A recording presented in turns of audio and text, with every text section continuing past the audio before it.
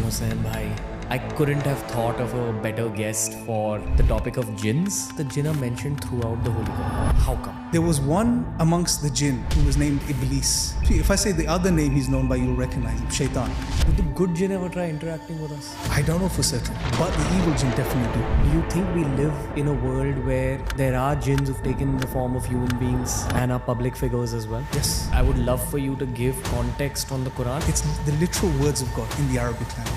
The Quran itself, or Islam, doesn't recognize itself as a religion in that sense. It's a deen or a way of life. Do you think the flip side could be true as well, where your positive thoughts are also coming from higher beings? This happens. God can direct you and guide you. You may have true dreams still exist. And it's happened to many people. I've had dreams, I'm sure you've had dreams, which, a few weeks later or a few months later, and it happens, and you're thinking, I saw this in a dream, or I was made aware of this in a dream. So true dreams can happen as well. The main issue of this sort of post-modern or meta-modern society is that they don't believe in any of this anymore. Someone said that one of the greatest achievements of Satan is him being able to convince people that he doesn't exist. Because once he gets you to believe he doesn't exist, he has full control over you. Right? But once you recognize him, you become aware of him and the way he functions, then you're in good stead, basically. Often, if a person is supposedly possessed, in India, one of the key things to do is to take that person to a dargah. There is these traditions of going to these peers, sometimes call them, peer babas. Unfortunately, let's be honest here, most of these guys are frauds. Really? Yeah. You briefly mentioned Aleister Crowley. What is said about Aleister Crowley? Yeah, he's probably the most famous occultist, like I said, of the 20th century. And apparently he made contact with one of these beings called Lam. When you look at that being and you look at the modern grey alien, it's almost identical. I'm just going to be very transparent with you right now. There's something in this room, and I can kind of almost feel it blocking off some of my questions. I'm not surprised, bro. These things, they don't want to be spoken about? Yeah.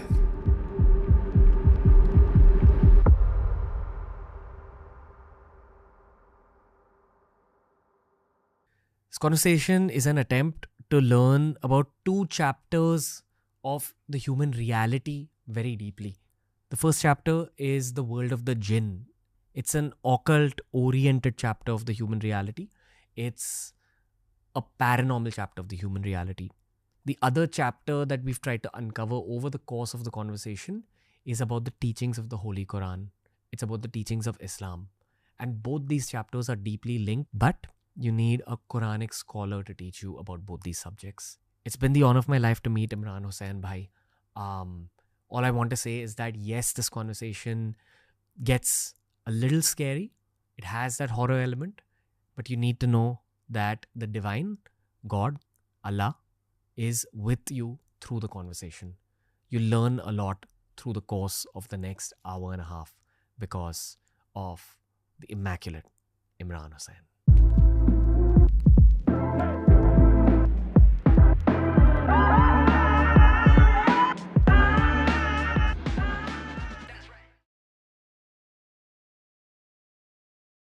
Imran Hussain bhai, welcome to the Ranveer show. Thank you, Ranveer. Pleasure, man, honestly. I checked out some of your stuff, like I said, before doing this, as you did, I'm sure, is all we all do. And I was very impressed, I've got to say. Wanted to commend you, I guess, first and foremost, because, having such a big platform and taking such a balanced stance and an honest stance with certain topics, I think is commendable, definitely. Especially with Islam. I saw you speaking about Islam on certain podcasts.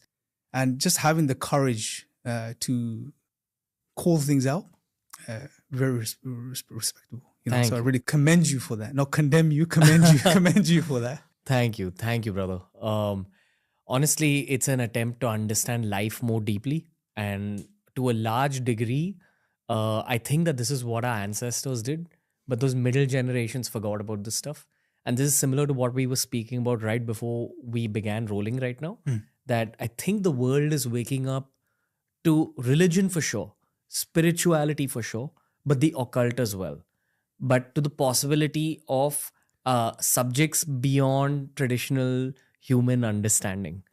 I found your profile so fascinating, bro.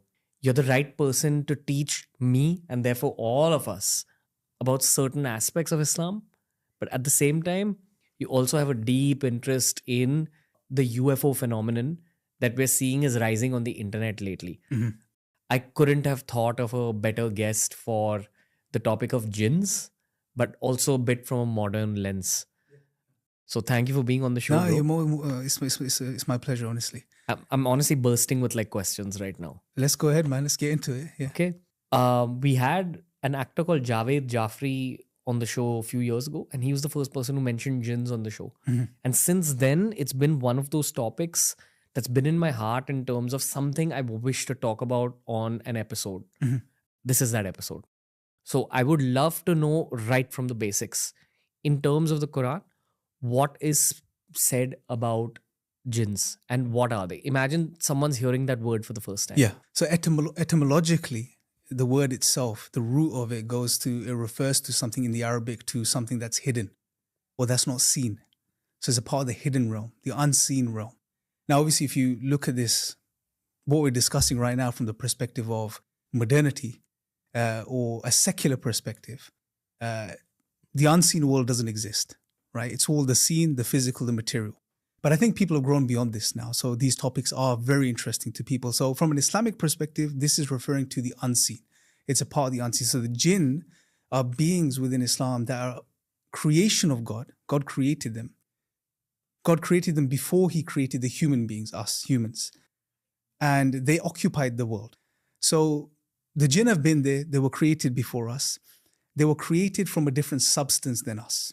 So in the Quran, now obviously some of these things need to be interpreted. God refers to the humans as being created from clay, a clay-like substance. The angels were created from light. Now the angels are also these, non-physical, you can say supernatural beings. Farishte? Farishte in Urdu, or in Hindi, that's the word that would be used. The angels of God, basically. In Arabic, what's it called? Angels, malaika. Malaika. Malaika. Yeah, malaika, wow. the Arabic word itself. So they're the angels. Now the angels don't have free will. They are completely obedient to God. They obey the commands of God. Then God also created the jinn, right? Now the jinn were created in the Quran, it refers to as from a type of smokeless fire that's used in the Arabic. Now this many have interpreted in different ways, but it's a different substance. If you look at it from a sort of modern scientific perspective, some speculated that this may be referring to plasma, for example, the fourth state of matter. I incline towards that understanding, but again, it's speculation at the end of the day. So they're created from the smokeless fire, and humans were created from a clay-like substance, from the earth, essentially. So as humans, we have the physical selves, this material body, and then there's the soul within the human being. As God says, he created our souls and instilled the souls within this physical body. But the jinns, they were created from this smokeless type of fire. They were created, they were occupied the earth, but they started to create a lot of corruption and bloodshed and drama and facade and so on. There was one amongst the jinn who was named Iblis. In the Quran, we hear of him. Now, this figure, I don't know if you've heard of him before. So Iblis, most people, if I say the other name he's known by, you'll recognize him, Shaitan. Gotcha. In English, Satan. Right? But his original name wasn't Shaitan. His original name was Iblis. He was a jinn. But he was a jinn that he started to worship God and became a devout, obedient worshiper of God. And by the way, the jinn, just like humans, have free will. So they were created with free will as well, like us. So he would worship God, and he rose in rank because he would worship God, and he became very obedient to God to the degree where he got to the level of the angels. So he'd worship God amongst the angels. And then God decided to create insan in the Arabic, which is the human, right? Which is us human beings. So God created Adam, or Adam as he's known, right? The first human being. Now, again, the narratives, if I'm just stringing all the different sources for Take your us time, here. bro. Yeah. Enjoying just being in your presence. Okay, so I'm going to string all the sources together, because when I refer to these things, there's different sources I'm referencing. So the Quran, the Hadith literature, the tafsir or the exegesis of the Quran, etc. But I'm bringing you all together to paint this sort of cohesive image for us that's easy to understand. So God creates Adam, his physical being, and the narratives tell us that Shaitan or Iblis at the time saw that God created this being and started to become jealous, right? He didn't like this being. He would travel through the body of Adam and realize he was hollow, internally empty, meaning the physical being of Adam. And then God at one point decided to breathe the soul that God created into the human being, right? Which brought Adam to life. Now, when he was brought to life, the Quranic narrative, when we read the second chapter of the Quran, God tells us that he taught Adam the names of all things. Now, what these things are, again, scholars have given a lot of thought to this and exegesis on this. Some say it's the name of all created things. Or some say it was knowledge that God gave Adam. which made Adam superior to all these other beings. So God taught him the names of things. And when God announced to the angels that he's creating this being, the angels, God records them as saying in the Quran, they asked God, are you going to create a being that's going to cause corruption and bloodshed on the earth? Now the scholars ask, well, why did the angels assume this? And some say it was because they saw what the jinn were doing on the earth, the corruption and the bloodshed. So they assumed that these beings, this new being also with free will is going to do the same thing, right? Because when you have free will, you can choose to do good, you can choose to do bad, right? If you go down the bad route, there's going to be bloodshed and corruption, right? And this is evident from our own history, the history of the world. So the angels asked, and God says, I know what you do not know, to the angels. So then God teaches Adam the names of things. Then he brings Adam in front of the angels and he says, tell them the names of all these things. Adam does this. He displays this ability God has given him. And then God asks the angels, including Iblis is in that gathering now, this jinn, to bow down into prostration in front of Adam. Now this prostration was out of respect, not out of worship. Because in Islam, the concept of tawheed, or oneness of God, is very clear. That the human being was created to worship God alone. Not to bow down to anything or anyone else. Just worship God, the one that made you directly. So God tells the angels to bow down to Adam out of respect. All of the angels immediately bow down because they obey the commands of God. But Iblis doesn't. He refuses. And then God asks him, he says, well, why didn't you bow down to Adam? And he said, I am better than him. And then he reasons with God. So you can say he was the first sort of pseudo-rationalist in history who argued with God, right? And he said, no, I am better than him. I am made of fire. He is made of clay. So this was his rationalization. But God is all-knowing. And what Iblis didn't understand, that God has done, there's wisdom behind why God created this being and why he asked it. But his arrogance and his jealousy prevented him from bowing down to Adam. And this now sets the sort of scene, the historical scene for this battle between good and evil that we find in history. That Iblis says, no, I'm not going to bow down to him. And then God says to him, admonishes him. But he says, God asks God to give him time till the day of judgment. So God answers this request. He says, fine, you got time till the day of judgment. And he says, I will try to mislead this being that you've created. I will try to affect him and take him off the straight path, right? So this animosity and this hatred, this dynamic, the scene is set now. So Shaitan, he became Shaitan at this point. Because Shaitan is the evil one, the accursed one. That's what the word means in Arabic. The one that's cursed by God. So his objective was set. His objective now to the day of judgment was to misguide human beings and affect human beings. This is the sort of foundation of the story, right? The dynamic between man and jinn, right? Now, if you look at the Quran, the jinn are mentioned constantly throughout the Quran. Really? Yeah, throughout the Quran. So in the second chapter of the Quran, most of the story that I've mentioned to you is there. Then you have Surah Jinn, which is a specific chapter of the Quran named after the jinn. It's called, the surah or the chapter. Chapter isn't the right word for surah. Surah is a part of the Quran, but you can say chapter in English. That's called the jinn. But okay, so bro, I understood the origin stories of Shaitan. Mm-hmm. Am I supposed to look at Shaitan as the leader of the jinn? You can say that, yes. Okay. Right. So he was maybe not the first, but you can say he's the leader of the jinn, the evil jinn especially, because Shaitan is the evil amongst the jinn. Now, amongst the jinn, there are good jinn and there are evil jinn. Just like amongst humans, there are good humans and there are evil humans. So that's why in the Quran, it's what's interesting, the word shaitan is used for humans and for the jinn sometimes.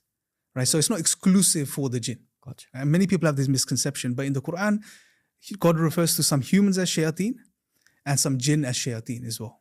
Gotcha. Yeah, I mean, I've read about the topic of shaitan, I've read about the topic of Satan. And please correct me or disagree with me because I think it leads to richer conversation. What I've understood is that now if you're living your own human life, you're going about life making your own decisions, but your own mind creates bad possibilities. Mm-hmm. Hey, I'm feeling anger towards this situation or person. I'm feeling greed. I'm feeling lust. That pull in the negative direction towards these emotions is created by Satan or Shaitan, which is also present inside us. Mm-hmm. Fair to say? I think you're spot on, yeah. Right? So there's a dynamic that's going on there, which is that the human mind, yes, we have many thoughts throughout the day. Some are good, some are bad. But what Shaitan does is something called waswasa in Arabic. The term is waswasa, which is basically whispering. He whispers to you, like you mentioned. So he may incline you towards those negative aspects of your personality and your psychology and get you to focus on those things and encourage you to engage in those thoughts more and even act out on those things. But we learn from Islam that there is a system the evil jinn follow, which is they work in gradual steps. So they will gradually encourage you. First, they may get you to think about certain things. And the more you think about these things, the more they build in your mind and the more you focus on them. And sometimes this is the way he affects human beings, right? So if you look at, for example, some psychological issues some people may have, the metaphysical dimension of it from a religious perspective, maybe, that shaitan is encouraging the person to fixate on certain negative things, which then troubles the person and then causes these issues, physiologically within the person, such as adrenaline, and which cause anxiety and all of this type of stuff, right? So there's definitely that metaphysical dimension that's taking place. But waswasa is there. So he will whisper to you negative thoughts and agitate you and bother you and get you to focus on negative things and do bad things, etc. Got it. I've had countless spiritualists on the show who've constantly mentioned the possibility that human beings are arrogant enough to think that all of their thoughts are their own. But your thoughts are affected by some external forces which you're not in control of. And a very practical version of this possibility is when you enter certain geographies or certain spaces, sometimes you just feel like what we call a bad vibe. But it could be that there are external things which you cannot see, which are affecting the way you're thinking. 100%, yeah. In Islam, we also recognize that there is, you can say, the spiritual sense. So when we pray salah, which is the prayer, the 5 daily prayers, it's a connection with God. You're engaging with God because you're reciting the Quran in your prayers. So God is speaking to you. And then you are making prayer in the salah itself, which is you speaking to God. So it's a dynamic between you and God, a relationship between you and God. That's why salah, the English word prayer isn't the correct translation, because prayer is supplication. But salah is a connection with God. So that's not happening, through physical means. There's a spiritual connection. So yes, you get a vibe sometimes. You go somewhere and you feel something is off. It's like you're tuning your radio set to tune into that. There's like a spiritual sense. So there's the 5 senses, and then you've got the 6th sense, which is the spiritual sense, which is the spiritual heart or the soul, which, connects. Now, you said that you can understand shaitan to be the leader of the bad jinns. And we also spoke a little bit about finding bad vibes in certain places. Could be a possibility that those certain places are occupied by bad jinns that we cannot see. Yes. Do you know A.R. Rahman is? The music? I've heard the name. Okay, he's a legendary music composer from India. I had a conversation about Sufism with him a long time ago. And he said that there's 36,000 filters between yourself and the ultimate reality. And as you keep spiritually progressing, a few of those filters are lifted up. And every single occultist that I've had on the show says something similar. As you keep building your intuition, you are able to see things that you weren't able to see earlier.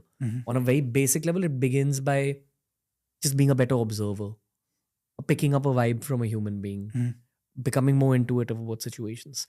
Of course, on higher levels of that same journey, you are able to see things around you.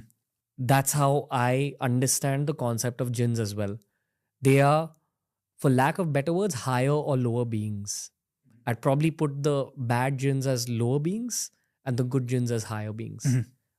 We spoke about farishte some time ago, malaika. Yes. I'd put them as higher beings as well. And for me, this is one of the most fascinating aspects of Islam. Like from the outside, because I'm still learning about it through the show. But this is the one that caught my eye, maybe out of natural interest for the occult. But please correct me, add to what I've said. Many people have, like, I have friends, for example, I have a friend who's a white revert to Islam. And the reason he looked into Islam was because of his experience with jinn. So because he used to go to Africa, travel a lot, and he had some experiences with black magic there and voodoo and stuff like this. And then when he came across the concept of jinn and he read the Quran, he's like, well, I've seen this stuff. I know this stuff, and that brought him to Islam. That was his journey. And many people are interested in this topic, And like I said, the Quran, God himself speaks about the jinn throughout the Quran. If it wasn't important, God wouldn't speak about them, right? And one of the reasons is because, like we saw in the story, shaitan is now your number one enemy, to take you off the straight path. So life, so again, this is another element which will build out the picture. What is the life in this world about? Existentially from an Islamic perspective? God tells us that He created life and death to test which of us is best in deed, in action, right? So this is a testing ground, this life. It's not supposed to be paradise. We're here to be tested. Are we going to use all the faculties God has given us, our hearts, our minds, to do what's right and stand up for the truth and do good things? Or are we going to do what's evil and bad? That's the test, right? And one of the fundamental aspects of the test is, can the human being, with all the faculties God has given him, recognize his creator, right? Because that's fundamental. God also says in the Quran that He created the human beings and the jinn kind. وَمَا خَلَقْتُ الْجِنَّ وَالْإِنسَ إِلَّا لِيَعْبُدُونَ, the Arabic ayah in the Quran, the verse. I did not create the jinn kind or the human beings except to know me and to worship me, right? And worship in Islam is not just praying to God. It's literally your whole living conscious existence. How you act, what you do. Are you a good person? That is all worship, if you do it with the right consciousness and the right mindset. So the jinn are constantly mentioned. And also God mentions that they are also your enemy, the bad jinn, the evil jinn. They are your enemy because they will constantly try to misguide you. That's what Shaitan said. He will try to misguide human beings from the straight path. So God warns us about them and gives us a lot more information about them. I mean, we know there's so much mentioned about these beings we call the jinn. And what's also interesting, by the way, and I'm sure you've looked into this, is that if you look at world religions, and I studied this quite a bit for my the first few years of my master's, is that you see that any culture, any place, any time throughout history, whether you look at the Irish law, whether you look at native Indian law, whether you look at African religions, every culture and religion has mentioned beings that are not God and are not human, but they're somewhere in between. They occupy a realm in between. And when you study those beings, one thing you see is that there's clear correlations between them. The sources are talking about the same entity, right? But that manifests in different ways. And what's also very interesting about jinn is what they're capable of doing. And I think this explains a lot of things in the world. So for example, the jinn have an ability, which is that they can take on different forms, right? The Prophet Muhammad, peace be upon him, mentioned in one narration that the jinn are of three kinds. Now they're not limited to these three kinds, but these are three main kinds. Those that fly through the sky, those that appear in the form of dogs and snakes, and those that come and go, right? And that's very interesting. We also know, and again, we can get into this when maybe later on, that there are certain examples or narrations in the Islamic tradition which highlight that the jinn can take on the form of human beings. The jinn can take on the form of different animals and different beings. And it's when they take on these forms is when we can see them. But in their natural forms, we normally cannot see them, right? And this is very interesting because this, if you look at, understand conceptually what the jinn are capable of, like they can take on different forms and manifest in different ways, this actually explains a lot of the paranormal, and this even explains a lot of the sort of modern day UFO phenomenon as well that we're currently witnessing that's becoming a trend. Joe Rogan and all these big guys, podcasters are speaking about it these days. So, I mean, it's very interesting, this topic. I mean, it goes in so many different directions. And it's also linked to the occult. If you study occult history, maybe we can get into this as well, you'll see that the link with the jinn, they may not call them the jinn, some do, some have different names for them, but there's always a link there with the jinn. Okay, one statement and one question. Sure. The statement is that I'm loving speaking with you, man. I'm loving listening to you. I'm enjoying this too, man. It's very relaxed and, I can see how much you're into the topic, which gets me excited because I love talking about this too.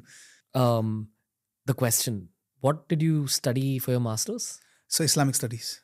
Okay, wow. But it was, the route I took was, it was more sort of generalized Islamic studies along with other religions and Islamic philosophy and things like this. Nice, bro. Yeah. And then my personal work experience as well. I actually gained much of my knowledge through my work experience because my work allowed me to read and study a lot in an autodidactic sense by myself as opposed to academically. The academia I went into later on again, back to academia. Give us some context on your work. So I work for an organization called Sapiens Institute.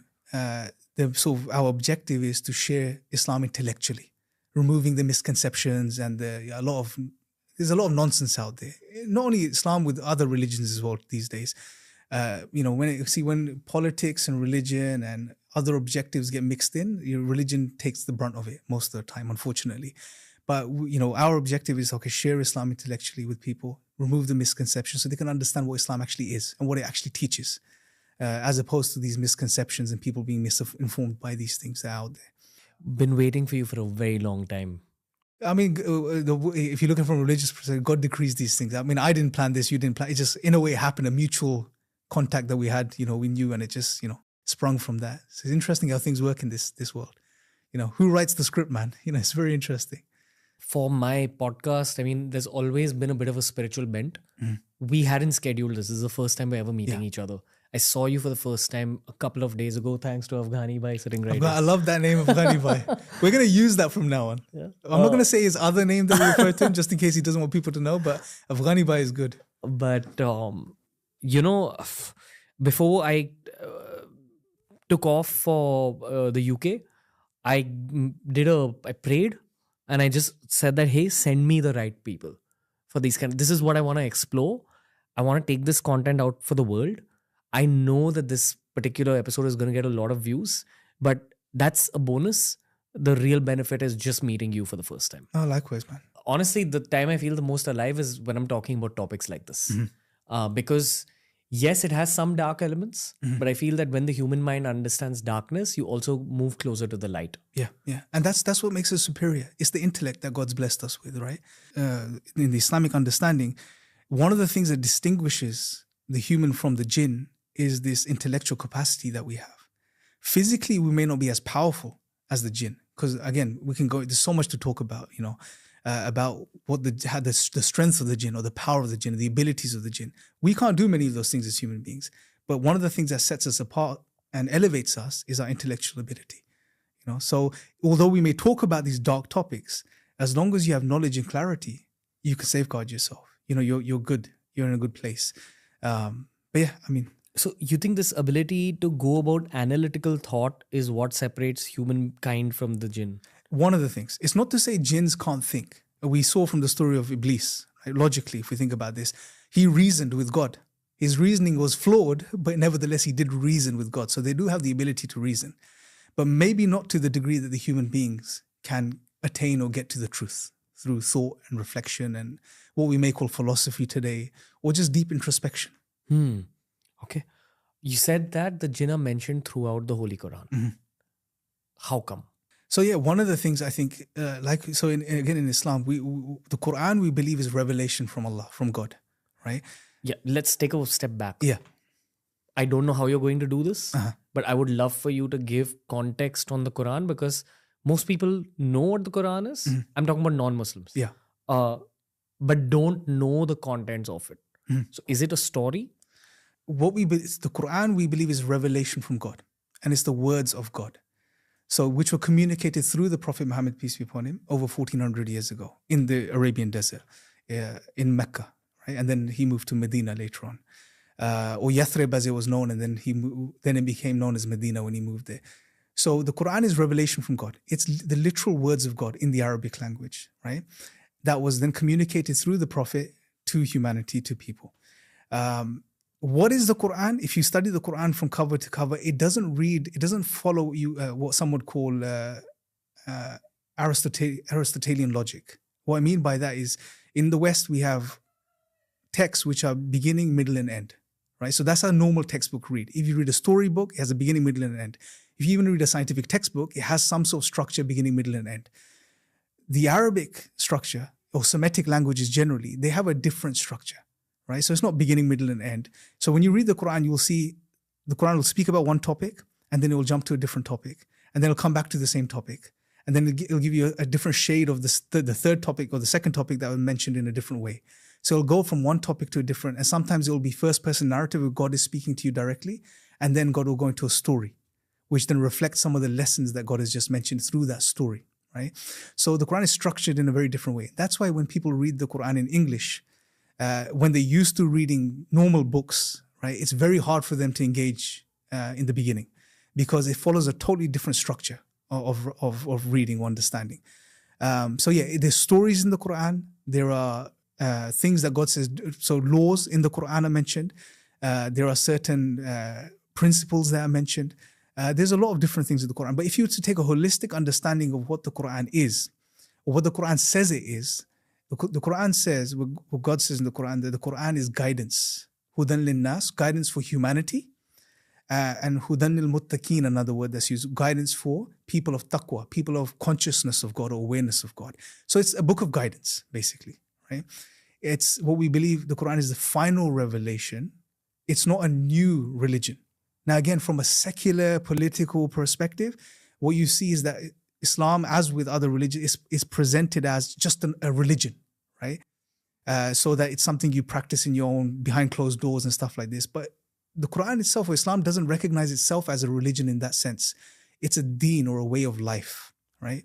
And what's also beautiful about Islam, for me at least, is that God outlines that this is not for a specific group of people in a specific age. This is for the whole of humanity. Everyone could benefit from it if they want to. And it's not a new religion. It's from the same God that sent messengers and prophets throughout history, right? So God sent different messengers. The Quran mentions many, many messengers God sent, some by name, some not by name. But messengers were sent to different nations, different people throughout history with the same fundamental message. So the core message was always the same. Recognize your Creator, worship Him, live a good life, because you're going to be accountable on the Day of Judgment. You're going to face your Creator after death, right? So the core message was the same. But the laws and rules were different according to different times and places. So you'll see those change over time. But the fundamental message has always been very simple and the same. Worship your Creator, live a good life, you're going to return back to God, you're going to be accountable. So that's what the Quran is in a nutshell. It's guidance for humanity. It's a guidance for humanity, but is it also guidance for jinns? Yes. It's interesting you asked that question. So there was times in the Prophet Muhammad's life, peace be upon him, where the jinn actually listened to the Quran. So there was one occasion where he went to a place called Taif in Arabia. I believe it's just outside Medina, right? And he went, and because the Prophet's role is what? The Prophet's role, it's like the hero's journey. So the prophetic figure has revelation that comes to him, right? He receives revelation from God. There's a period where he's, trying to figure things out, and he's developing and learning and receiving this information. And then he's given the mission of carrying this to humanity, right? So the Prophet's job, all the Prophet's job was to deliver this message to the people. So the Prophet Muhammad on one occasion went to a place called Taif, an area in Arabia, to deliver this message. But the chiefs of that area, they mocked him, they beat him, you told the kids to throw stones at him and get rid of him, basically. And I mean, there's narrations that tell us that the Prophet bled to the point where the blood seeped down to his sandals and the sandals stuck to his feet, right? The blood between his feet and the sandals. And on the way back, he was reciting the Quran. And some of the jinn listened to the Quran, right? And we know that the Quran mentions this, that the jinn listened to the Quran, and then some of them accepted this message, right? And they took it back to their communities and their people, right? So we know that the Quran is for the jinn too, right? Like I said in the verse where God says, and He created the jinn kind and mankind for no other reason except to worship God. So the objective is the same for the jinn and human beings, which is to know God and to worship Him. But again, amongst humans and the jinn, there'll be those that don't and those that do. So the Quran and other revelations, I believe previous revelations, were also for both humans and the jinn kind. Understood. Okay. I'm going to ask you to help me with some visualization here. Because when an average person hears the word jinn, if they know a little bit about it, they'd automatically tie it to one of ghost or demon. Yeah. One of these two things. Yes. What am I supposed to visualize when I'm thinking about a jinn? Yeah, so it's actually a brilliant question you've asked. Because sometimes some Muslims struggle with this too, this thing. Because when you think about the word jinn, right, and this is not only for the subcontinent, this is the same anywhere in the West as well. When you think about jinn, you think of demons, or you think of ghosts, or you think of an evil being that possesses. Sure, jinn possess people, right? The possession phenomenon, again, is cross-cultural. You'll see in different cultures, different communities, etc. But the jinn are not limited to these things. Again, if you look at Hollywood, they've caricatured the jinn. You think of jinn, you think of these blue genies that come out of a lamp. Right? Because of Aladdin. Aladdin, exactly. Right? So it's these visuals that come to your mind. But the jinn are far more than this. Right? So there are these beings. For example, when in the Quran, God speaks about the story of Solomon, King Solomon, Sulaiman alayhi salam. He was given a certain kingdom. So Solomon made a prayer to God. He asked God to give him a kingdom like no one else has had before, and no one else would have. And God gave him command over the jinn, the winds, the animals and so on. So and the jinn helped him build many things. In the Quran, God refers to the jinn as builders and divers. And what? Divers. People that dive into the oceans. Okay. Right? So these are traits we're learning about the jinn. The jinn build things. Right? We know they built things for Solomon. Right? The jinn can build things. The jinn can dive into the oceans. The jinn can also... Now, okay, let me just give you the story first. So when we read the story of Solomon in the Quran, there's a place, I think it's in chapter called Surah Naml, where the Queen of Sheba had a throne, right? And as Solomon was also a prophet of God. So again, prophet's objective is to guide human beings. So he wanted to show the power of God to the Queen of Sheba. So they were coming over to see King Solomon. And he asked his jinn, right? He asked the beings he had power over, the animals, the jinn, etc. Who could bring me her throne? Because she had this amazing throne. Because he wanted to show her the power. So when she came here, she saw her throne. She'd be like, how in the world did this get here? So one of the jinn, who was known as Ifrit, so there are different classes of jinn, he said, I could bring this to you, before you stand up, basically, right? Now, if you think about this is like thousands of miles away, and another one, who had knowledge of the book, some say it was a jinn, some say it wasn't, it was just another being, but the jinn have this ability, you can say in modern language, to teleport things or materialize and dematerialize things. Some would say the dimensional beings, right? So they exist in a different plane of reality and they come in and out of our plane. Because the Quran does say they see you from where you do not see them. There is a verse in the Quran. So maybe this is a different dimension, talking in today's language. Astral plane. Possibly, yeah. A different, dimension of a different frequency. So these are all possibilities. If you look at Arab history, just general Arab law of the Arabs, you see that it's littered with stories of jinn, right? So the Arabs, even before Islam, when they were going to the desert, they would seek refuge with the leaders of the jinn in the desert. So they weren't troubled by other jinn. Many of the Arabs would worship these jinn because they would see them as these deities, right? Some of these jinn, they would take on forms of superior beings. They would appear to people and then people worship those beings. Again, Shaitan's objective of taking people away from the worship of God, and getting them to focus on other things and other beings. So you see, they can do all of these things. They can give us waswasa, like we mentioned earlier. They can whisper to you, and that seems to be the main way that the shayateen, the jinn, the evil jinn, affect human beings, is through these whispers. And normally they're done in your own voice in your head. So you feel like it's coming from you, your thoughts. But sometimes it's disguised in your own voice, but it's coming from shayateen. One of the ways to recognize this is it a negative thought? Is it something that bothers you and irritates you and agitates you and creates anxiety within you? And then we're told there's, in the Quran, that if you get something like this, you seek refuge with God, right? Because, we say the battle between good and evil, but God is the all-powerful being. The shayateen, they have no power over God. There's no comparison in any way, shape or form. So you seek refuge with God and that's it. That's a way of protecting yourself. Do you think the flip side could be true as well, where your positive thoughts are also coming from higher beings? They could be a case of maybe inspiration, right? It's not wahi in Arabic, which is a revelation. So we believe the revelation stopped with the Prophet, peace be upon him. He was the final messenger in the line of prophets, right? Maybe because we're near the end of history, right? So there's going to be a time where the chain of prophethood stops at some point, right? It happened to stop with the Prophet Muhammad, peace be upon him. But you still could get inspiration, and this happens, God can direct you and guide you and give you this sort of intuitive inspiration sometimes about something. You may have dreams. True dreams still exist. And it's happened to many people. I've had dreams. I'm sure you've had dreams, which, a few weeks later or a few months later, and it happens, and you're thinking, I saw this in a dream. Or I was made aware of this in a dream. So true dreams can happen as well. Yeah. So inspiration can come in different ways. So there are these forces, positive and negative, acting upon the human plane. And I think the main issue of this sort of postmodern or meta-modern society is that they don't believe in any of this anymore. Mm. So, someone said that one of the greatest achievements of Satan is him being able to convince people that he doesn't exist.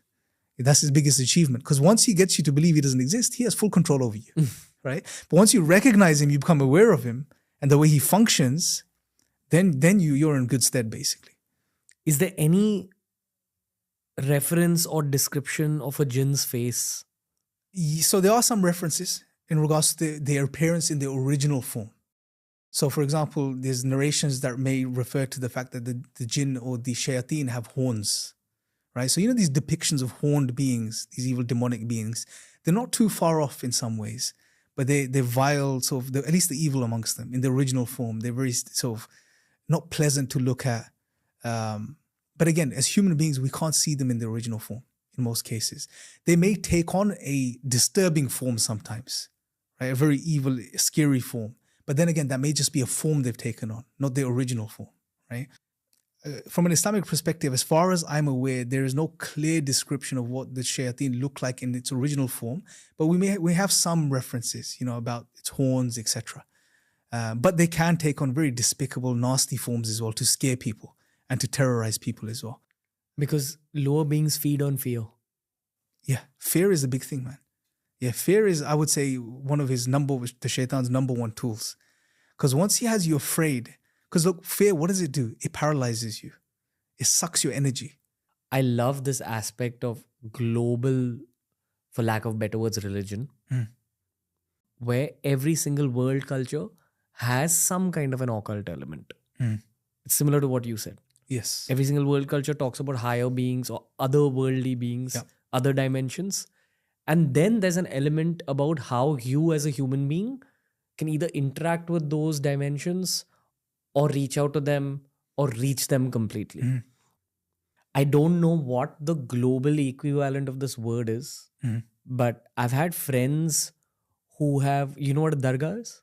Is it a place where people go and pray? It's a shrine. Shrines, yes. It's actually a very subcontinental thing. Yes, yeah. I don't think it exists in the Gulf as much. Not as much, no. Yeah. But often if a person is supposedly possessed, in India, one of the key things to do is to take that person to a dargah. Yes. Now, at the dargah, they end up working with, I don't know the right word, but priests of some sort. Or leaders in the place, yeah. Religious leaders. Fakir? Yeah, supposed religious leaders, they refer to them as. People that are in charge of the place, I guess, and have some abilities apparently that can exercise. I want to talk about those leaders, how they get those abilities. Yeah. And this aspect of them having, for lack of better words, pet jinns themselves, who help them out with their work. Yeah. And parallelly, I also want to talk about oracles from like ancient Greece and Rome, who were able to talk about like the future. Yes. I wouldn't be surprised if they also had higher beings with them. Yeah, I can see you've made the links. Yeah, and I think you're spot on, 100%. Let's talk about this spiritual leader thing, because I know that. Pardon me for using these words, bro, but we had someone called Peter Gray on the show a few days ago. He spoke about magic, which in the subcontinent is called jadoo. Jadoo, yes. I don't know if it's the same word in Arabic. I don't know. My Arabic isn't that good, so I don't know what magician was called. It's called sihr, is what people do upon someone. But there is this occult element of Islam as well. Well, yes. So let's a couple of things, because we need to unpack this, right? Take your time. Yeah, because I want to do justice to this, because I think there's a lot to say here. But you got what I'm saying. Yeah. Go for it. So from an Islamic perspective, it's always not encouraged to engage with these beings, right? And the good jinn would not interact with human beings anyway. Because the good jinn, meaning those that worship God and live good lives, they have their own communities, they do their own things. There's no reason to interact, right? It's only the evil amongst the jinn that would engage in the human realm. Now, normally they won't engage for no reason. There's always a reason behind it. Sometimes it happens through a medium or a magician, right? Someone that engages in the magic, right? And we're going to get to that. Sometimes it may not happen because of that reason. Sometimes the jinn could just fall in love or become attracted to a human being, the evil jinn, and then they become attached to that person, right? Sometimes the human being may harm a jinn unintentionally.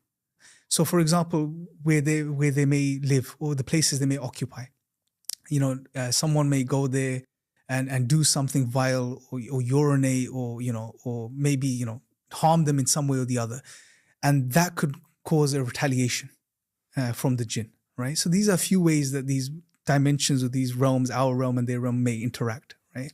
But a lot of the time, it's through a magician or a medium or someone that's engaging with these beings. Sometimes it's a part of your faith. You're being tested. Are you going to be patient and rely upon God? If you're, for example, dealing with a possession. We know that in Islam, the Quran itself is shifa, which is healing. So you'll see some Raqis or people that do ruqya in Arabic, which is basically, it's like the Islamic version of exorcism, which is that they recite Quran upon someone that's possessed and it removes jinn over time. Because the Quran, to harmful jinn, evil jinn, it burns them, it destroys them. So it's a means of exercising. But even in Islam, it's encouraged to not seek out ruqya as a higher level of spirituality.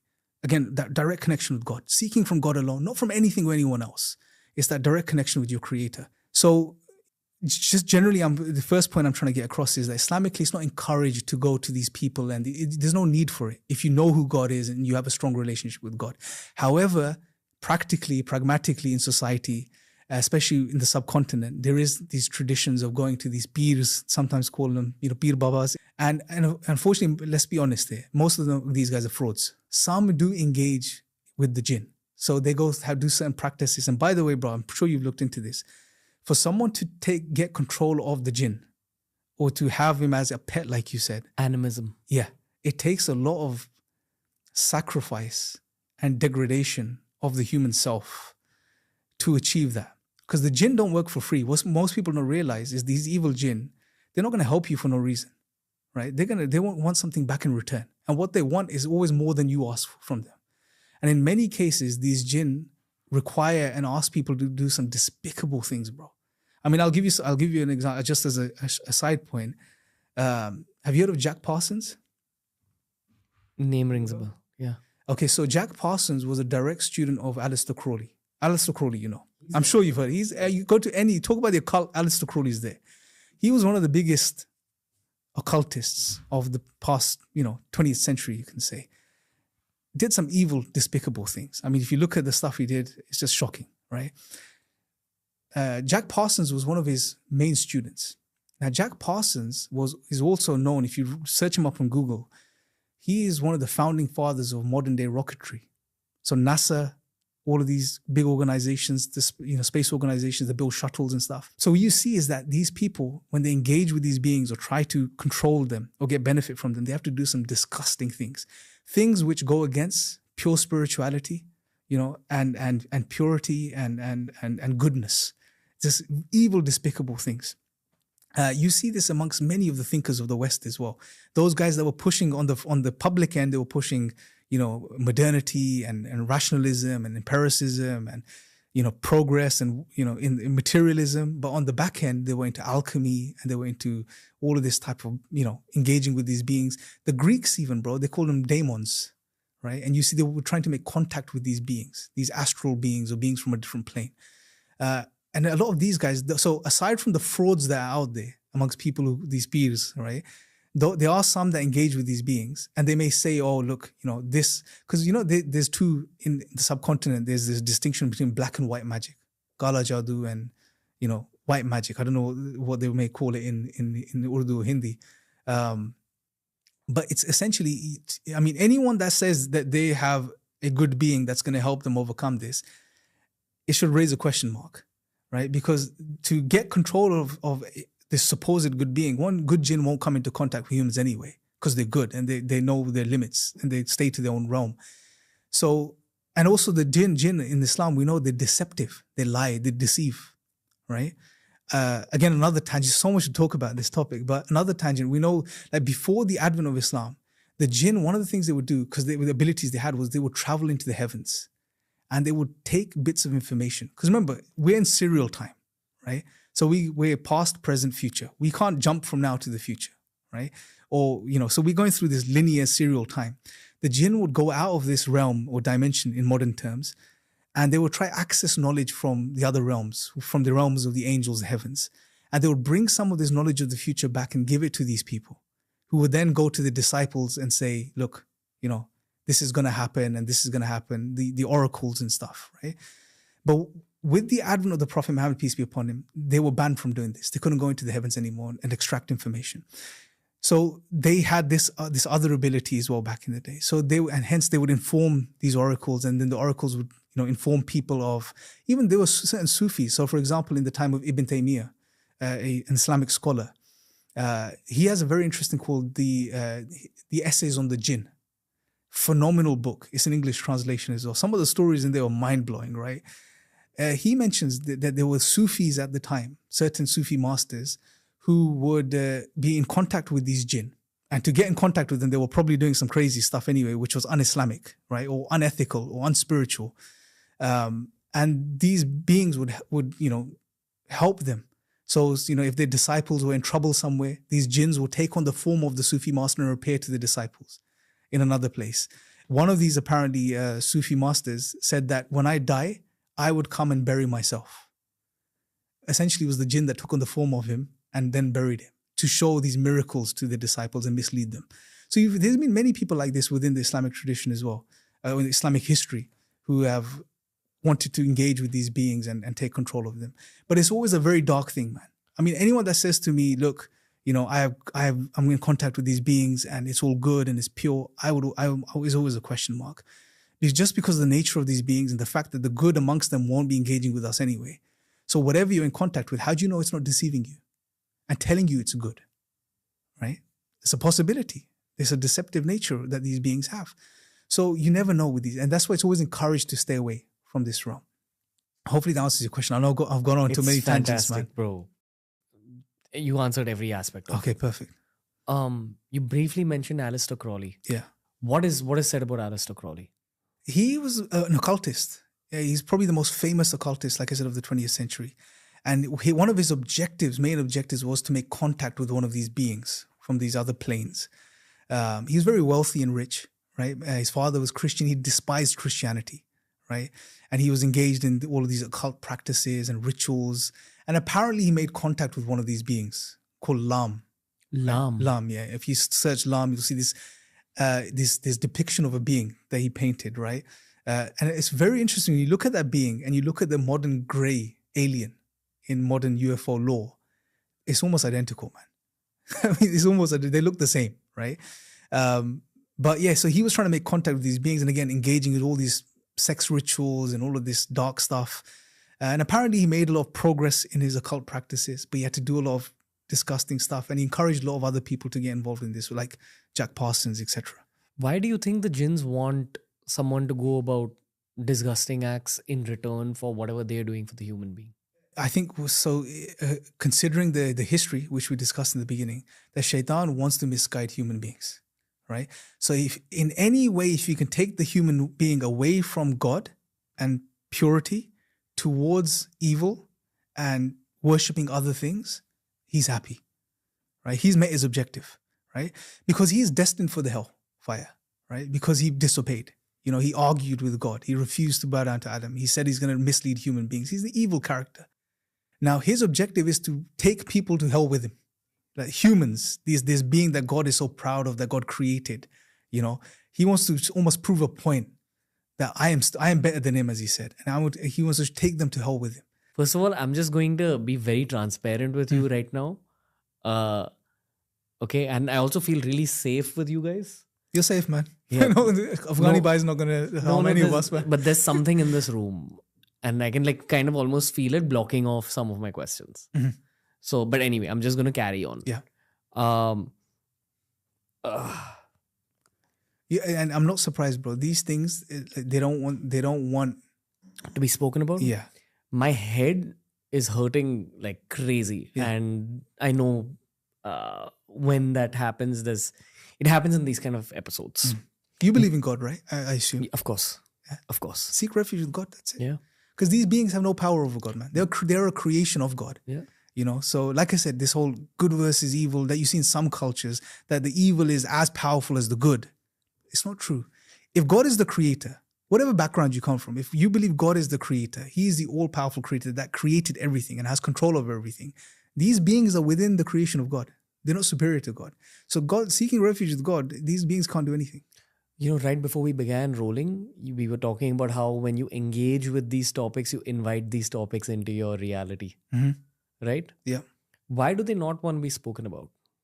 Because this is, it's for shaitan, one of his biggest assets or the things that works for him is that when people don't know about him and the way he functions and the way he works, that's where he can function the best, in disguise, behind the curtains, so they don't like this. What is Ayatul Kursi? Ayatul Kursi is a verse of the Quran which is a protecting verse. So we're told to recite it, right? Because it protects you against evil forces. So Muslims are encouraged to recite it, for example, before they go to sleep at night, because it protects you from the evil beings that may come to you at night in your dreams, etc. Because one of the ways they try to affect you is through when you're in dream realm. Because the mind, something happens during sleep. Again, sleep is one of those puzzles of modern science as well, how it really works. But there's a metaphysical dimension to it. We go somewhere else, our mind, our consciousness, our souls, into a different realm. And these beings tend to affect people in sleep a lot as well. So Ayatul Kursi is a protection. The interesting story about Ayatul Kursi, in Islam, who informed us about the Ayatul Kursi being a protection against shaitan? It was the shaitan himself. One thing that he spoke the truth about. So the story basically goes, during the time of the Prophet, peace be upon him, one of the companions, he was put in charge of the charity, right? The Bayt al-Mal, the place of charity. Because people give charity, it would be in a place, so if anyone needed, they can come and take from the charity. So I think it was the charity that he was guarding something precious. I think it was the charity. And one night this man comes and he steals from the charity. And the companion of the Prophet catches him and says, "What, you're stealing, I'm going to take you to the Prophet." He says, "No, let me go." He makes up an excuse, my family's poor, etc. Next night he comes back, does the same thing. And I think he does this consecutively 2 or 3 nights in a row. And on the 3rd or 4th occasion, this companion of the Prophet catches him. He says, "I'm taking you to the Prophet this time. I mean, enough is enough. You keep stealing," right? He says, no, let me go. I'll tell you something of benefit. Just let me go, right? And he says, if you recite Ayatul Kursi, it will protect you against the shaitan, right? So he lets him go. Next morning, the companion goes to the Prophet and he says, this man kept doing this and he told me this. And the Prophet informs him that the man that came to you was the shaitan. He was an evil jinn in the form of a man. And what he said in this instance was true. That the Ayatul Kursi does protect you against shaitan. So that's some of the history behind Ayatul Kursi itself. But it's a protecting verse. You spoke about how this evil jinn took the form of a man. Mm-hmm. Do you think we live in a world where there are jinns who've taken the form of human beings? Yes. And are public figures as well? Public figures? I don't know if you have someone specific in mind, but... I mean, I'm thinking of a few people. Okay. They for definite, they probably, if they're evil, quote unquote, they may be the shayateen amongst the human, the evil amongst the human. But I don't know if public figures, but from at least the Islamic side of stuff, yes, the jinn can take on the form of men. So there are narrations, one of the narrations I've just shared with you, that they can take on the form of people as well as animals and so on. Now, if a jinn appears in the form of a man, you're going to assume he's human, right? There may be some telltale signs, etc. Now, again, the how of it, we don't have much details of. How does this being that's made of smokeless fire or shapeshift or take on the form of a physical being?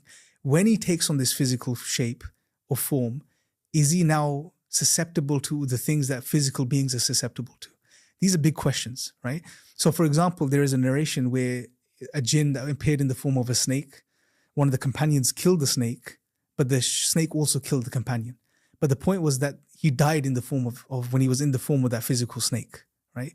So this narration tells us that it's a possibility that when the jinn are in physical form, whatever form that is, that they're susceptible to things that other physical beings are susceptible to, like human beings, such as death, right? So again, this is all speculation, right? But why would they take the form of something physical? Again, to mislead, like for example, human affairs. Yeah, affect human affairs. So there's a very interesting book by Sheikh Umar al-Ashkar. It's called The World of the Jinn and Demons. Very interesting book. It's in English as well. And he mentions that they can take on many forms. It seems like the preferred form, the easiest form to affect humans is just through waswasa, whisperings. But they can take on physical forms, he mentions. Different forms of people, animals, maybe even inanimate objects, possibly. Speaking through plants. Like in Ibn Taymiyyah's Essays of the Jinn, there was plants that would inform people of their benefits of the plant. And again, that's interesting if you look at ayahuasca, for example. Like, how do these natives in the forests, when there's thousands of species of plants, some even poisonous that can kill you, how do they discover the plant that can take you on this psychedelic journey and remove some of the veils of the conscious, into a different dimension? How? And if you look at, I mean, the jinn can speak through these plants, teach people of their benefits.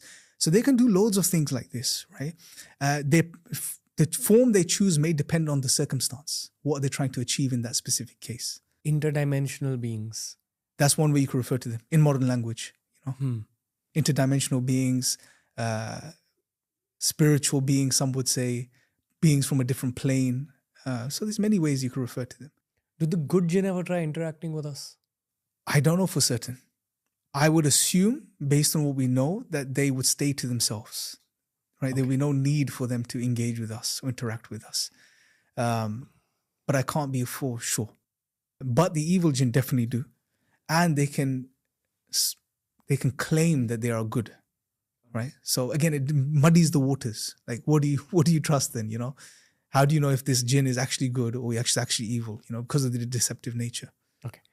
The average Muslim person my age, I'm 31 now. Yeah. Although they assume you're like 24. In this age range. Yeah. Do they know these things? Everything we're speaking about? No. Most don't. So there is some level of knowledge extraction which is valuable for the average Muslim that's coming out of this conversation as well. 100%. Yeah, I think generally for people as well, man. Because one thing, even if you're not from a Muslim background, you will hear this conversation, you'll be like, you know what? I know of these beings, maybe from a different culture. Like, for example, in Native American culture, they're called skinwalkers, right? The Irish call them the good people or fairies, right? Same thing. When you study what these beings are, how they shapeshift and appear and disappear and the powers they have, we're talking about the same being, right? Because again, Islamically, like I mentioned earlier, if you look at the history of religion, anthropologically, Islam ties it all together. It's the same God, it's the same creator. He sent messengers throughout history to different people in different nations, talking about the same fundamental truths. And so it's not surprising that you find the mention of these beings in other cultures and other traditions. Well, yeah, sure, they refer to them as different names, but it's the same being, essentially, whatever you call it. You're my fourth occult podcast of this trip. And that's what I wished for. I wished for multiple. But I've come to realize that Britain is a fairly haunted place. Oh yeah, it has a very dark history, man. Very dark history. Right. I hope this podcast is no more than just the occult, but there's definitely a part of what we've discussed about it. Because the way I see the occult is generally, overall, it's a very dark thing, right? It's a very dark thing, and people should try not to mess.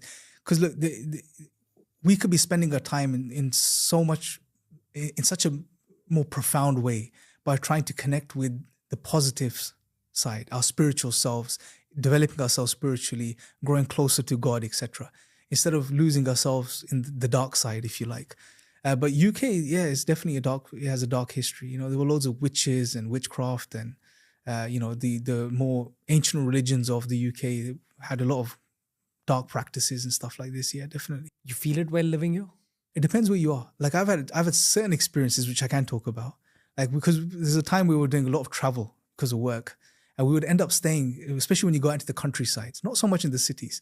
And we'd end up staying in some, old bed and breakfast or, in some very old building. And it wouldn't always be that comfortable, man. You would notice things were off. You sleep that night and you'll see things in your dream. Yep. And you just get this vibe, this feeling sometimes, But yeah, man, this stuff is very dark as well sometimes. We will move on to the UFO section. That's the main aspect of this podcast, but we had to set context until this point. So this whole UFO meets the world of jinns. That's what fascinated me about your profile immensely. I didn't know that this is the depth of your knowledge when it comes to the Quran and jinns in general, bro. It was that topic first and foremost. I'm very curious to know where that exploration began. Okay, so maybe a couple of years back, I was always knew about the topic of the jinn. I was never really that interested in it or the occult. And again, I knew about it, did some research on it years back, never really got into it. Wasn't an interest. But when I saw, the interest that the topic of UFOs was getting, especially in the West, in America, over the past couple of years, especially of the 2017 New York Times article that was published. New York Times is one of the most reputable news outlets in America. So they did a whole piece on the UFO topic and the whistleblowers and stuff like this. Lou Elizondo came out. I started paying attention to that topic. Could you give us some context on this? Yeah, so 2017, I mean, the UFO topic has gone hot and cold over the decades. 2017, the New York Times again published this article, and it started this whole upward trend towards, or interest towards UFOs again. And I started looking into it because, serious people were talking about it now. No longer, it wasn't the case of guys with tinfoil hats in the middle of the Nevada desert, Roswell, so we're looked down upon. So much so that, they, to show the seriousness in the topic, they even changed the term UFO. They call it UAPs now, unidentified aerial phenomenon. So they changed this term as well, so the subject is taken more seriously. And then there was congressional hearings. There was whistleblowers that came out. Whistleblowers meaning people from the government that came out and said, yes, this is real. UFOs are real. We don't know what they are, but they're in the skies. They're running circles around our most prized technology. And they're a problem. From a national security standpoint, they're a big problem. And if it is, adversary technology, China, Russia, whatever the case is, that's still a problem, right? Because they've outdone us in leaps and bounds. So they showed, there was the governmental angle, which brought seriousness to the topic. That got me into it. And I started to notice patterns in the appearance or display of this UFO phenomenon and of the jinn. So I started doing some study and research into it, and I realized that, well, one, it's not a new thing that the American government's talking about. This stuff's been studied for decades. I think around the 50s, the Christians were speaking about the topic of UFOs, and they interpreted it as demons, basically. Now, the concepts in Christianity, the concept of demons in Christianity or fallen angels is slightly different than in Islam.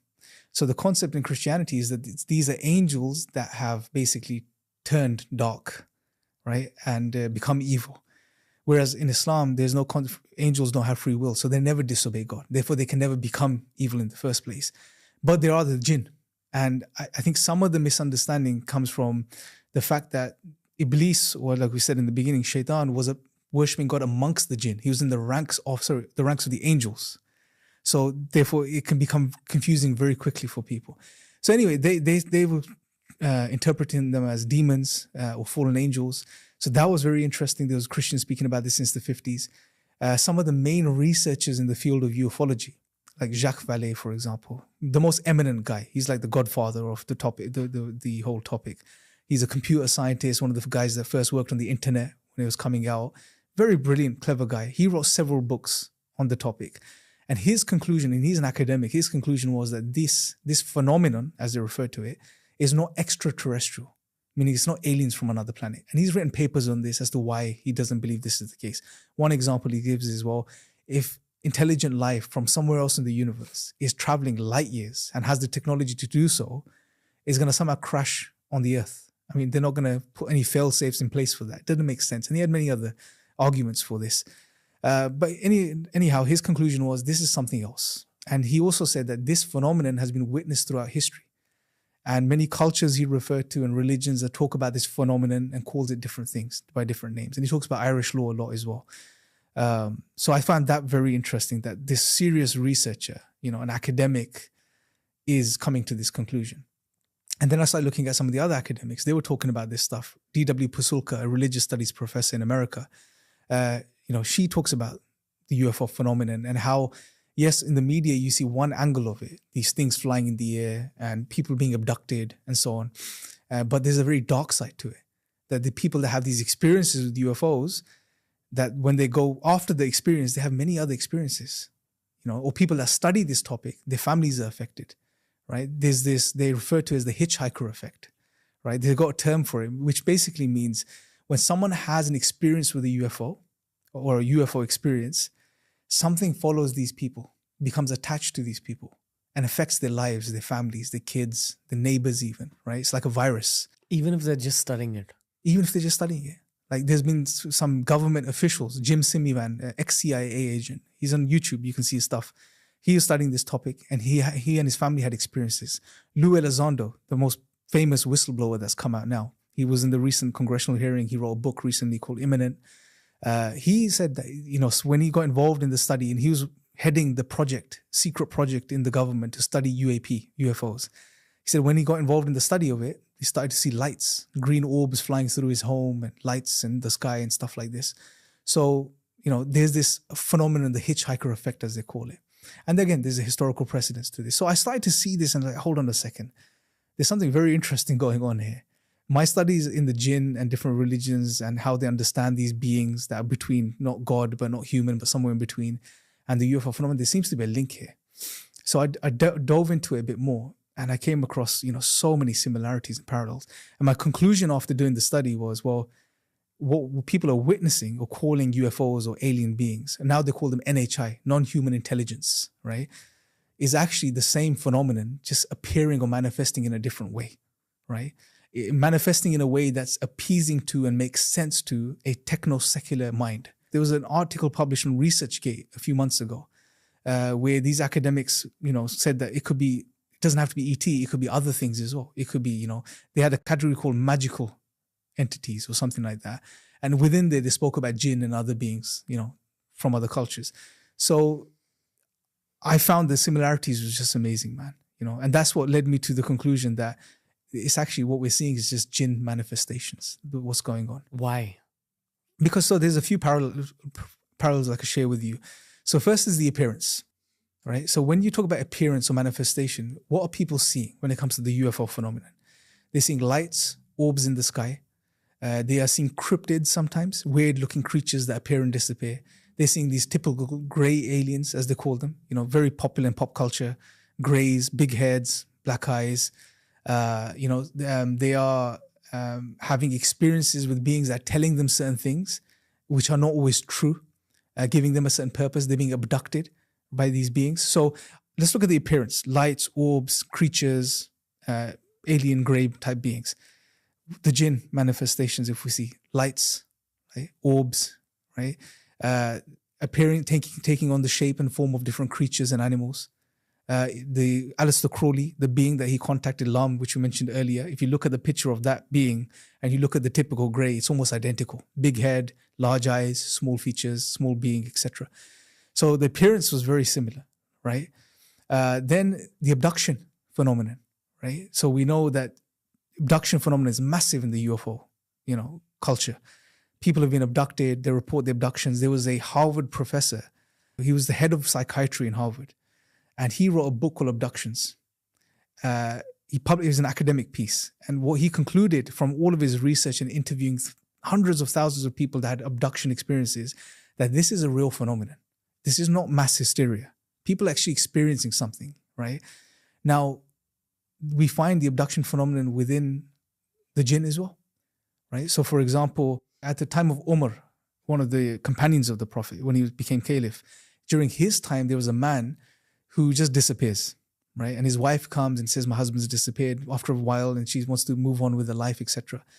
Long story short, after many years, he appears again, right? And he asks about his family. And Umar says to him that, well, you know, where did you go? You disappeared. Didn't tell anyone, just vanished. He says, the jinn took me away. They abducted me. And they kept me as a prisoner. And then after many years, another group of jinn, good jinn, came and they fought them. They overcame them. And then they gave me, because they couldn't keep me, they said, look, would you want to return to your family or stay with us? It's your choice. And he wanted to return. So they returned him back.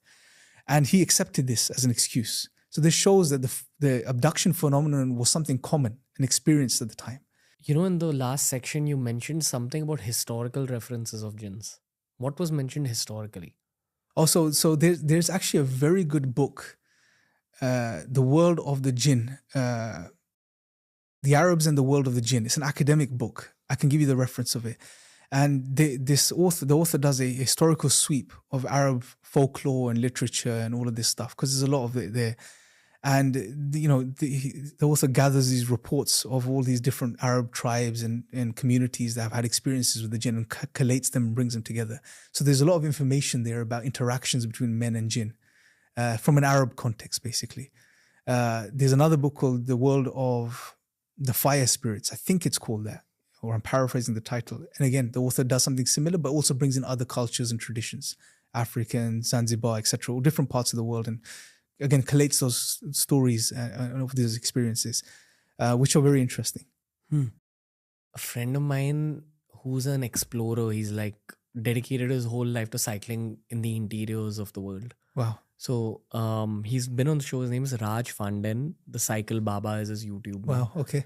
He told me once about this group of people. It's a nomadic tribe in the interiors of Saudi Arabia who are a little warlike. They're a little like rough. Yeah. Have you heard of this? Yeah, not of that tribe, but some Arab Bedouin tribes are known to be rough in their character. Yeah.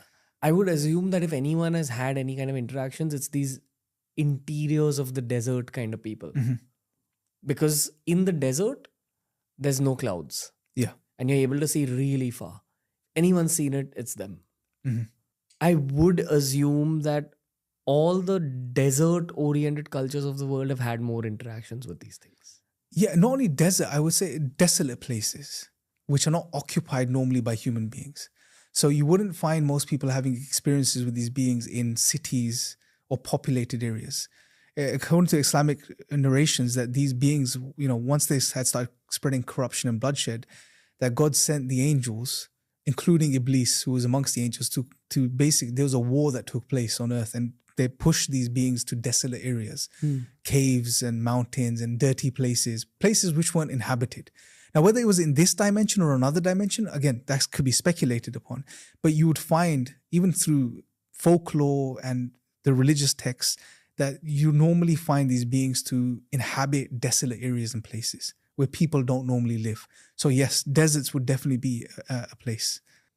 I've done enough podcasts by this point to know who's sitting in front of me. You're a very pure-hearted person. I hope I am, man. I hope that's the case, man. You're very connected. I know my flaws, yeah. But you're very connected. That's how I'd describe you. Okay. You're genuinely connected to the source. I would like to believe so, yes. And I can see how it's taken effort and practice on your end to get to this point. Not practice, discipline is the word I'd use. Fair to say? Yeah. When I first got involved in social media, I came into it very pure. I wanted to do this for the right reasons. I had found guidance. I wanted to share these things with people. Yeah? Not enforce, but just share with people. Because they were human just like me. They deserved to know things just as much as I did. But when I got involved in social media and online and started getting popular and famous, we used to go to Hyde Park Speaker's Corner and became very popular at one point, right? Social media was just taking off back then. I'm talking 12, 13 years ago. It started to affect me spiritually, right? I was doing things for the views and the numbers, not necessarily doing things which were true. And I, again, commend you for something you mentioned earlier as well, that you talk about things that you want to talk about, regardless of how it negatively impacts your social media. And that's powerful, man, honestly. Hats off, man. That is very powerful. There's something for people to learn that get involved in social media. I have a lot of work to do on myself, I've made many mistakes. I fall short all the time, right? I'm human at the end of the day, But what's beautiful, again, is that God doesn't look for perfection. He's looking for persistence. A persistent effort, yeah. Are you going to make the effort to fix yourself? We're humans. We're going to make mistakes. God mentions, if there's a very powerful narration in Islam where God mentions, if you stopped sinning, God will remove you and replace you with another creation, because it distinguishes us from the pure high being. We are not perfect. God is perfect. We will make mistakes. Our job is, when we've made a mistake, recognize our mistake, learn from it, seek forgiveness from God, and become a better person. So we're all in work in progress, man. So am I. I'm not that pure or that perfect. I make loads of mistakes. But I try to keep, working on myself. Okay. One last question, and feel free to answer it, feel free to not. Okay. It's the concept of time. And time is something that I'm trying to get to the bottom of in terms of philosophy. What does the Quran say about time? In Islam, we know God knows everything. Past, present, future, He knows everything, right? He has determined all of this. But we have to also remember that it's coming from the being that's not bound by serial time, right? So it's all the same. For us, yes, we're not in the future yet. We're not in tomorrow yet. Tomorrow will be tomorrow. So from our vantage point, we can't see that. So it's something that, to fully comprehend is beyond us. But I think in not understanding is power, because it makes you realize and humbles you as a human being that there are limitations. As intelligent as God has made you, there's some things you'll understand, some things you won't. And time is a fascinating thing, man. You know, it passes by. Sometimes it feels like he's going very fast. Like I felt like this was 20 minutes, the first part. And sometimes it just drags and it's very slow, you know. But it's very hard to grasp what is it, you know, essentially. I'm having a ball. This is a great podcast.